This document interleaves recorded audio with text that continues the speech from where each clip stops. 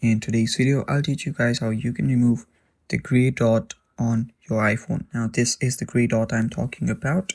This is also known as assistive touch.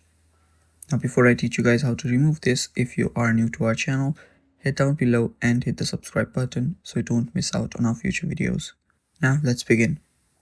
So to remove assistive touch, you will need to go to the settings.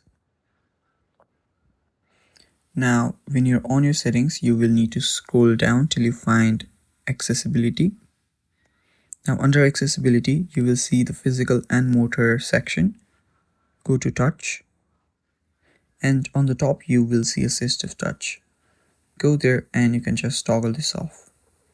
After you toggle it off, the gray dot will get removed and you won't have it on your display anymore.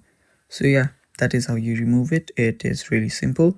Thank you for watching. That is all for the video. Stay tuned for more. Bye bye.